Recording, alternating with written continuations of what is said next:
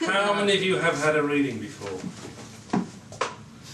I mean, a lot of virgins. My God, I'm going to be the first, aren't I? You know? Some of you girls have had a reading from me, and you survived, haven't you? Yeah. Yes, it's been good, hasn't it? Yeah. Definitely. So, does anyone know what tarot readings are about?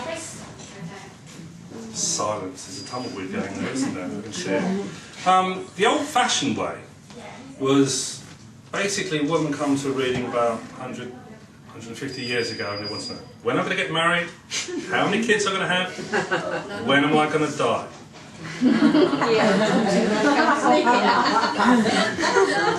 It's a bit gutty, you know, because in those days you kissed a man, you married him, you got pregnant, and that was it, you know. From kissing. No one told you. So I've moved things on a bit. I believe you can change your future. It's not fixed, but you've got to believe in yourself. You've got to know what you want out of life. Because if you don't know, you're not going to get it, are you? Okay? So sometimes you need to know, I'm going to have a great time at the Gossip Girls Network, you know? And you turn up, have a few glasses, have a laugh, enjoy yourself, and all the rest of it, you know? You don't have to do any more than that, do you? So it's knowing that you're going to be happy, know that you're going to enjoy yourself, know that you're going to have a good time. And life is in your control. It's not up to someone else. You know, it's the old story, especially if you're women. If you want it done properly, do it yourself. You see? But you've got to know what it is that you want. Okay? So it's not my job to say, you're going to do this, you're going to do that, he's going to leave you, he's going to find you, or all these sort of things. It's, what do you want? How do you want to change your life? I'm very good at saying how you can change your life. But if I don't know what it is, I can't do it. I'm a man. You know? If a woman doesn't tell a man how she feels, how's he going to know? He isn't, is he? Okay?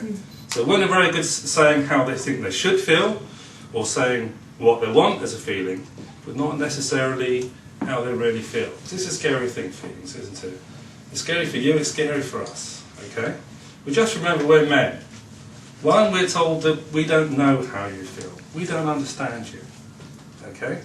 So you've got to tell us what it is, how you feel at that moment. Because it's not forever, is it?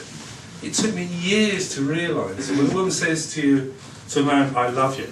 Because women says, oh, love's forever, and all, you know, all that sort of stuff, you know. And I thought, I can't say I love you back, because that means forever, doesn't it?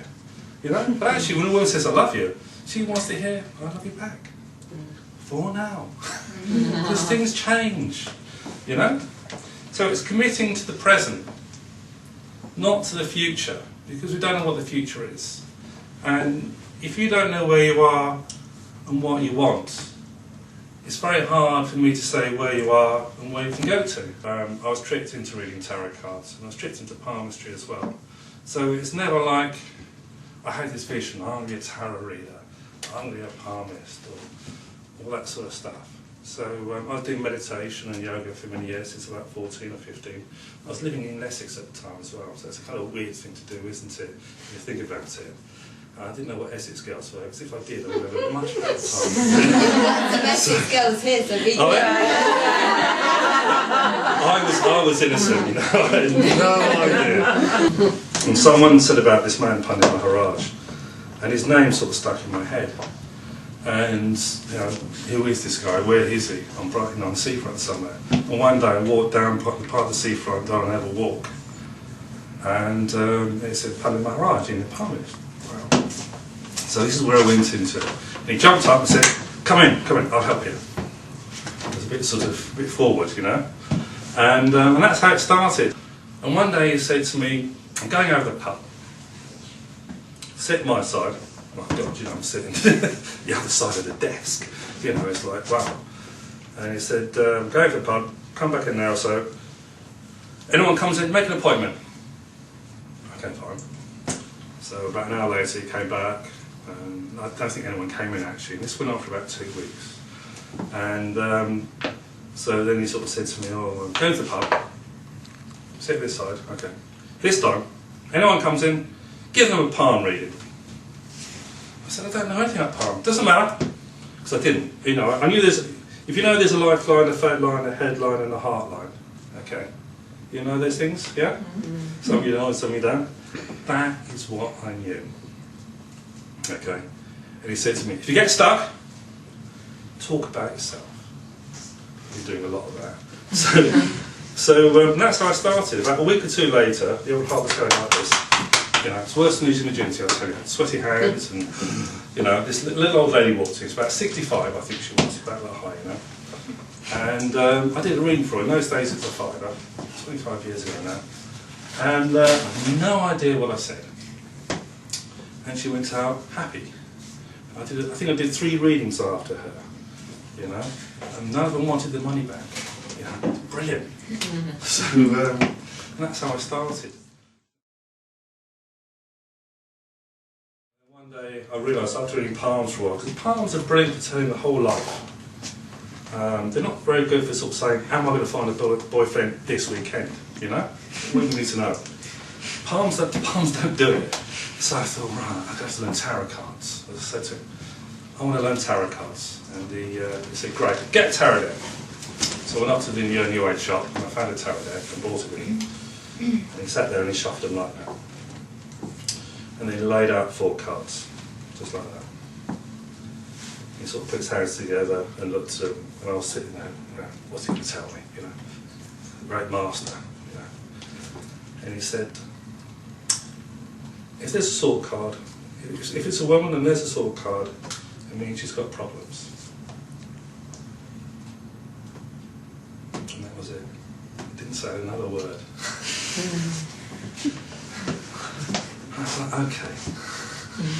So I went back to my office, and I was then a professional tarot reader, knowing there's a lover's card, a death card, emperor, empress. Yeah, that was it. And that's how I started. So between readings, I was looking at the book. Oh, that's what that card was. Oh, that's what that card is. Bloody hell, I didn't know that was that one. Oh, right, okay. And then I did a reading one day for this woman, and she was knocked out.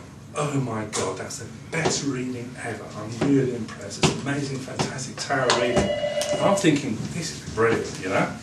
And she went out, and I looked at the cards, and I thought, well, just, you know, just do a bit of cross-referencing here, you know, see which cards are which, you know, how I've got it right.